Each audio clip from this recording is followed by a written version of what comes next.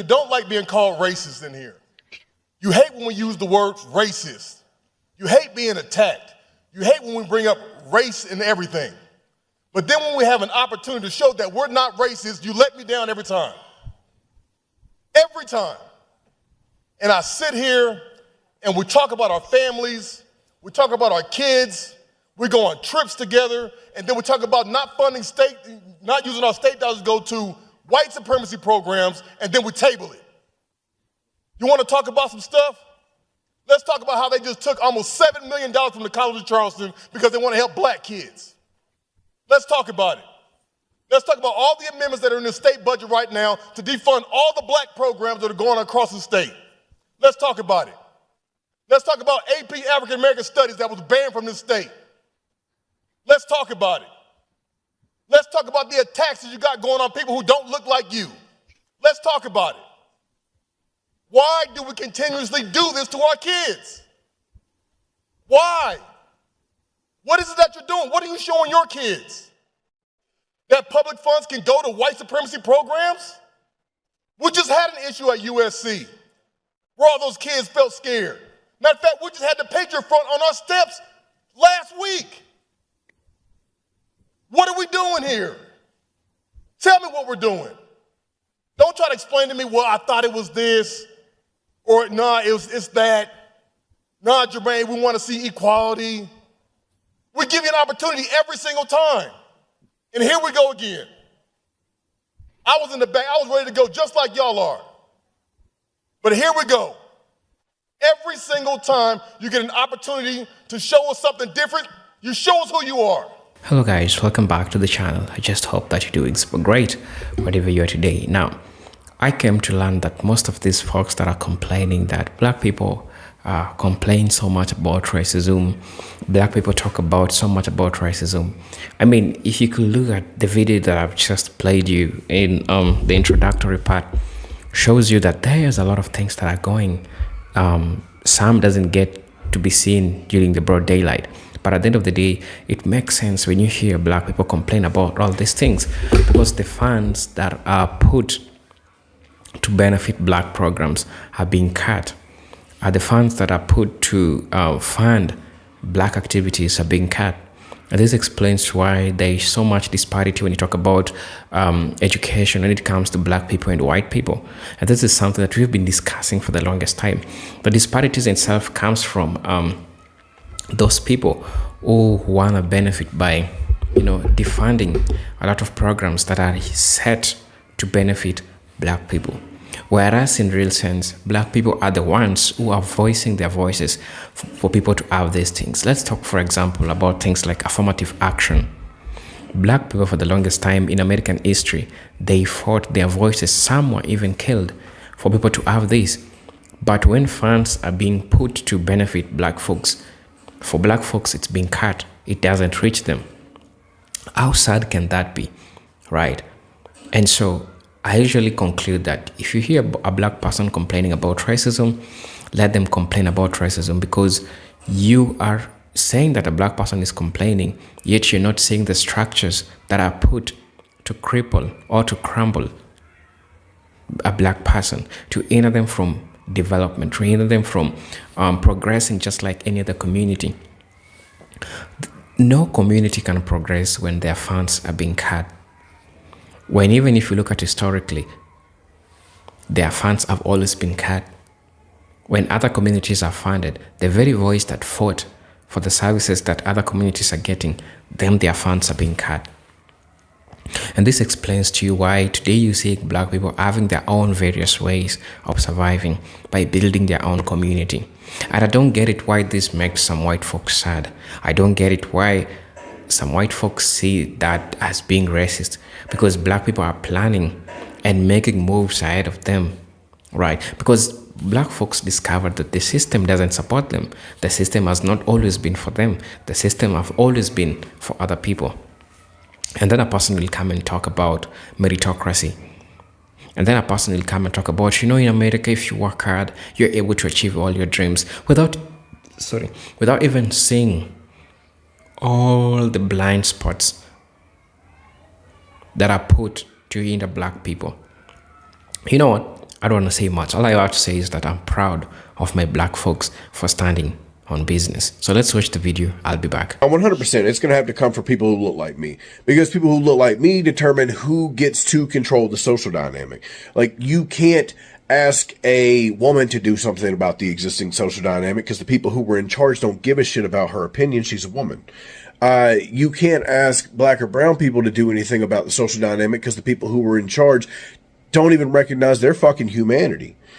The only time that any criticism of the current order of things matters is whenever it comes from people who look like me.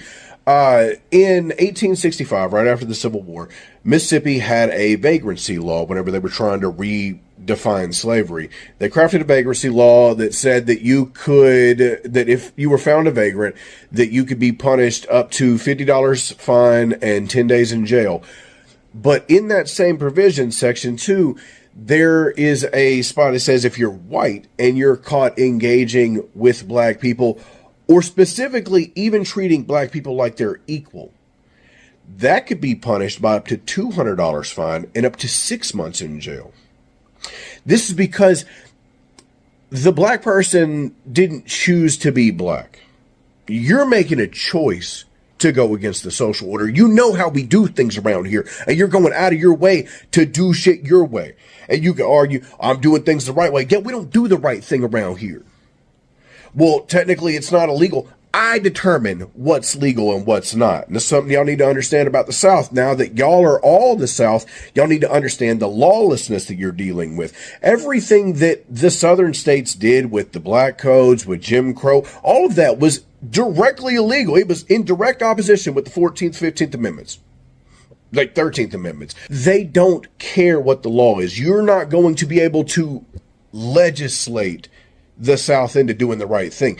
And whenever you look at MAGA, what you're looking at is neo-Confederates. You're looking at the old patriarchal South trying to craft an identity around that, a political identity around that. Those people can only be handled with, like, if you're capable of meeting them at the violence that they're comfortable with, or at least that they believe they're comfortable with. This is something that I need to really drive home to leftists. I need y'all to get comfortable with combat. Because if you're not, then you run into the situation that I ran into. Either you catch this, 50-year-old dude who's been in a couple scraps, and he's like, you can either shut up or you can go away. Well, I'm not going to do either. And if you want to fight about it, we can fight about it, especially if you're like me, because whenever I say that you need to be prepared to do violence or meet violence, it's not so much that I just walk around here punching racists, or like I hear someone saying some racist shit and I go assault them. No, it's more about I want to impugn capitalism and imperialism, and people around me don't like that, especially if they're of a certain age, because a lot of these people have been allowed to develop apolitically, where, I'm not really political. Not conscious of the fact that that's not really a liberty that me and my generation and people younger than me have. We don't have the luxury of not being into politics, but a lot of them are, and they don't like hearing it out in public. They don't like all of the things that come along with it. And then my response is, I don't give a fuck what you like. I'm going to talk about this shit regardless. And there ain't shit you can do about it. And whenever you bring that energy to people, there's a chance that it can escalate to violence, which is fine. Meet them there if that's what it comes to. But you're going to need to be able to do that if you're going to continue to control the social dynamic, if you're going to control the social forum and determine what gets talked about and how it gets talked about. Because they will try to overtalk you. They will just talk down to you, talk reckless. And if you can't do anything about it, you allow them to control the social dynamic. These worthless garbage, the children of the most depraved people who have ever walked the planet, dog. Like, you're going to have to, like, you're the enlightened one. You're going to have to go fight for what you know is right. And until white dudes who look like me really be making the energy weird as fuck out in public, really be making people take a side, then they're going to get to keep being casually racist in public. They're going to be able to keep making people uncomfortable. They're going to be able to intimidate people into silence whenever they're talking about shit that we need to talk about. Like, I don't want to hear about that shit. I don't give a fuck. The world's falling apart. You want to go about your business, go on working like nothing's happening. No, dog. You're indifferent to all of the shit that's happening. I'm indifferent to your fucking comfort. Plain as that. But again, to get where I'm at, you had to put in some work.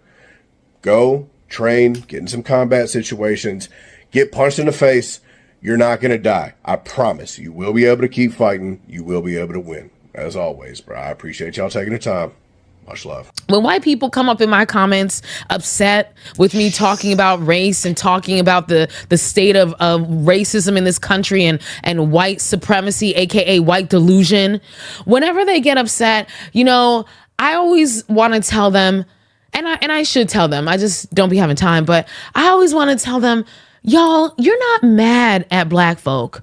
You're mad at your parents and your grandparents and your great, great, great, great grandparents, all the way down to the founding fathers. You're mad at them because they didn't care enough about you to do the work and clean up the mess that they created through the genocide of the indigenous people here, through the attempted enslavement of the indigenous people here, and the actual enslavement, human trafficking, labor trafficking, and sex trafficking of Africans to this country and to this hemisphere and all over the globe. You're not mad at us. You're mad at them because they haven't cleaned up that mess, and they didn't care to clean up that mess because they were willing to enjoy their white privilege at the expense of future generations. And guess who those future generations are? It's you, Buki. It's you. It's you today in 2025. One last thing I need to say is, black people, you need to prepare yourself. I'm talking about mentally, physically, and spiritually. What we're seeing right now with this dictatorship is going to hurt black and brown communities the most. And right now, there are hundreds, if not thousands, of white nationalist organizations that have been training for years for this particular moment. They really believe something is going to pop off, and they are ready. They are raising an army. What I need my people to do is be just as ready. I don't know if you have to start getting in martial arts. I don't know if you need to start losing weight, but you need to make sure that you are physically, mentally, and spiritually ready for what's about to happen. I would say if you can get into any taekwondo classes, jiu-jitsu, if you need to train for firearms, if you need to train in combat, you need to do it, or pay for your children to do it, or something, because what's going to be coming, if you are not prepared, you are going to be affected. Racism is a broad scope, right? Because you can be racist towards a Latina, you could be racist towards a black person, you could be racist towards a Middle Eastern person. So we're going to speak on anti-blackness. A lot of black people think that they hate anti-blackness, but I'm not too sure that you do. Because a lot of us feel comfortable participating in that system still. We think because we can acknowledge that it exists, that that's all that's necessary. But reality states that a lot of us refuse to deconstruct the inherent anti-blackness that a lot of us have, because it's a system that we all grew up in. And then that guides our choices. And while we think that we're using common sense or rationale, we're only honestly using white logic. And that shit is problematic as fuck. Because it's an entire system, as we know, right, to disenfranchise black people. So unless we're going to get rid of all the white people, we technically don't have really the power to dismantle that system, because it would require white people to dismantle that system, which they're not going to do because they are incentivized to be anti-black. But what we can do is stop participating in that shit. And that is a lot of power once we stop participating in that. And that's why I say y'all are problematic as fuck. Because that alone, not participating in, acknowledging your inherited anti-blackness, deconstructing it, and then not participating in it in your everyday regular lives, it's like an act of rebellion that a lot of you are not prepared to do. For example, a lot of you grow up in the hood believing that the best opportunity to make it out of the hood is to be some type of musical artist and or athlete. That is anti-black as fuck. White people will make you believe that your athletic abilities and or stereotyping yourself to be a degenerate or to look like a degenerate for the music industry, which is not truly the basis of your hip hop, the basis of your music and your culture, is the only way for you to be successful, because you're not smart enough to believe that. Says who? So a lot of you grow up acting as if you can't participate to the book, can't participate to your education, and you can't commit to it because it's just not going to get you far. Says who? Says them. Okay. Same with my ladies, wigs and weaves. Now, wigs and weaves are technically a part of our culture in a certain type of way, but it becomes a problem when we use it, for the ones that use it as an everyday tool, because we believe that our hair is too difficult. Your hair is not difficult, your hair is different. And if you weren't sitting there trying to get your hair to behave than the likes of other people, you would not have a problem maintaining and sustaining your beautiful hair. So like I said, versatility is one thing. Expressing yourself in artwork, the amazing styles that we have done with it, we cultivated, we curated, we made it popular and stuff like that. That is great. Tracks and all this other stuff, that is a part of our culture, and there's nothing wrong with that. That is a form of expression. But you yourself, Black women, are the exoticness that they try to pass on to other people. You are the only one Black woman that has the level of different hair and features and the complexity of skin tones, because you technically are the exotic one. You were never made to fit in. And when you sit there and try to perpetuate every single day life with it on because you want your hair to assimilate to something that it's not supposed to be, or you want to assimilate to a look that's not supposed to be because you think that it is more kept, or you want to be soft and you think that's the better look to go, that is where it's problematic. That is your anti-Blackness. Your look is not problematic. Your hair is not problematic. Everything is different because you are exotic. For those of us that think that when we get some money and we're going to move up out of the hood and we're going to put ourselves and our children in predominantly Caucasian spaces, why would you do that? Because they made you think through a Hollywood depiction that the hood entirely is nothing but an episode or what would you say? A shot out of, Menace to Society or Boys in the Hood. A lot of us grew up in the hood and never lived in the projects a day in our lives. A lot of us grew up in predominantly Black neighborhoods, middle-class people.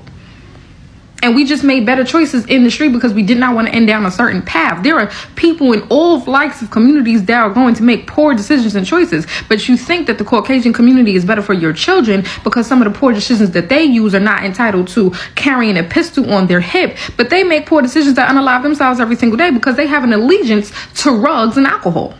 And the funny thing is that in their Hollywood depictions of their communities, they tell us that. The girls are getting essayed in grape.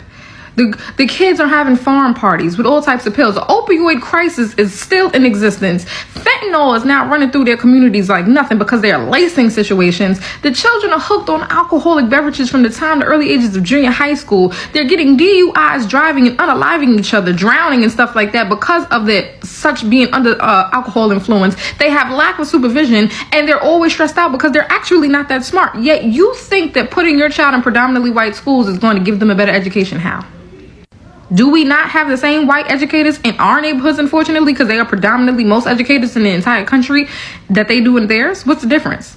Now, they may have more resources because the funding may go there, so you have more access to amenities. And I got that from Grits and Eggs podcast, episode 54, I believe, where he's absolutely correct, which made me think about this. But that doesn't mean that your child is benefiting in any type of way. You are putting your child through a mental torture and even possibly a physical torture because you are teaching your child that it is okay to be isolated and viciously attacked consistently, and that if they want to stop the vicious attack is to accept them. Our children are physically harmed when they think that they are friends with these people. They come up missing. Your children get hooked into an area in life that is unnecessary, but you think that you're doing the best thing for you're doing, but you made it out of the hood, so what was the difference? I grew up in El Barrio, Harlem, New York. They got a book on my neighborhood. I never lived in a project building a day in my life. I lived in a gated community, a gated condominium buildings that went from one block to another block, from one avenue to another avenue, surrounded by a gate that needed a passcode and a key, that had a park, a community room, and a garage and laundry rooms attachments in the community, in that small gated block of community. What's the problem? Tenement buildings. Project buildings wasn't the only one. But yes, there is a scarcity mindset because the hood is constructed in making us impoverished down here. But that doesn't mean majority of us are choosing or making the choices to live a life of crime. So it's just like, what makes you think that? You say, oh, I have a lot of money, that's why I had to move out of the hood because I put myself at risk as being a target. Rich people are targeted every single day. First of all, a lot of you are not in the 1%. So you're moving into those suburbs anyway, and you're not still living that life. But really what it is that you know that white people see that if you live in these certain neighborhoods and you can afford these certain areas, that means you're of status. That means you're somebody important. That means you're still looking for white validation. Why does it matter? We got 1%ers, athletes, celebrities, well-known names, places that are robbed every single day, and they are miles and miles away from civilization. How does that happen? They too are under lock and key, gated and guarded communities. And you think that you don't have the ability to get attacked, assaulted, or robbed and stuff like that in those communities as well? Make it make sense. You think that you're teaching your child how the real world is going to work, and if she's never put around in those spaces, or he or she's never put in those spaces with them Caucasian people, that they're not going to know how to operate. They're not going to know the proper mannerisms of how to deal with them. But since when? Again, that's anti-black. Because what makes you think that you're not learning proper mannerisms in the communities that you grew up in? What makes you think that we don't have any run-ins and we don't realize how to work with them? Because if we're not dealing with them as our educators, they're in our communities as law enforcement, they're our jobs and our bosses, and we teach our children based off of what we know because we have to survive. So what makes you think it is necessary to commit your child to that level of mental instability and torture and isolation and discrimination and target practice on them? It makes no sense, but we refuse to deconstruct our inherent anti-blackness every single day. And you think that you have a problem with it. Hey, welcome back, folks. How are you doing? I hope you're doing super great. I hope you're doing super fine, and I hope you having a good Tuesday wherever you're watching us from. Yeah, there is that crucial thing that I wanted to address, because it makes me sad sometimes to hear someone just wakes up and complains that, oh, you black folks, you're always making race about your thing, or you're always talking about race most of the time, because it is the very same thing that is making you not to see the structures that have been put. And then because of sometimes the guilt that you're having, you'll come and say that all lives matter. When black people come and say black lives matter, a couple of things like these ones are the ones that are making them to come out and speak about their rights, because they're the ones who understand the struggles that they're going through. How many dreams, how many black dreams have not come to be truth? How many black talents have we wasted because of underfunding, because of the talents that could have supported the United States? And do you know how much money does the United States loses because of racism, because of not putting qualified people on the job? And yet these will not make them money. For how many times have black history been whitewashed? For how many times black legends, their stories have been erased? And then a person will come and tell you that, don't you have a job? You people, you have podcasts that talk about racism most of the time. Yes, I have a podcast that talks about racism 24/7, because it is the form of the very, very foundation of all the problems that people are having today. It is because of what a white person came and did to Africa. One of the major problems that we Africans are having is something that was induced to us. We didn't have it. A lot of these diseases that we are having right now, it is because of the white person that came to Africa. They found us with our own living ways and our own civilizations. They came and brought their own things. They came and do what they did to us, right? So I understand the problems that these has caused us. And as a result, I'm not making it easy. We have to teach our children their history. We as youths need to stand and show the light to the young people who are behind us, to show them the light that it has not always been better for a black person. It has never been good for a black person for the longest time. Because when I try to look at the stats, there are a lot of defunding, a lot of underfunding that has been done to the black programs, the programs that were yet there to support black people, the programs that were yet there to improve the living standards, to improve the lives of black people. What they did, they took them. And somehow, black folks are finding their own ways of surviving, and that makes me happy. And now when black people are now starting talking about all these problems that are happening today, a person just wakes up, they don't know a damn thing about what black people are going through. And they just say that, you know what, you people complain too much about racism. We should not talk about racism. That's something you should not talk about. And I'm like, yo, if you really knew, because of the white privilege you're having, makes you think that everyone is having it on a big spoon the way you're having it. It's not like everyone is having it on a big spoon the way you're having it to make you feel blind that everyone is privileged the way you are. Right? Some people are living in places where they don't even know whether they wake up safe in the morning because of the police brutality that are in those places, right? And you seeing black people standing in business, black people having their own manpower, people who can, they're having their own military in their own city, like the case that happened in Ohio. That made me happy, really, for seeing black people standing for themselves. And all this is making black folks, it making white folks sad. My main message to black people is that we need each other more than ever before. I support that black people should unite all over the world, wherever, being from Brazil, from the United States, from Ghana, from Congo, from Canada. It doesn't matter. As long as you're a black person, that's all we need, right? So my main talk in this is that sometimes it pains me, and it pains me so much to see a person wakes up in the morning and says that, you black people, you keep on complaining so much.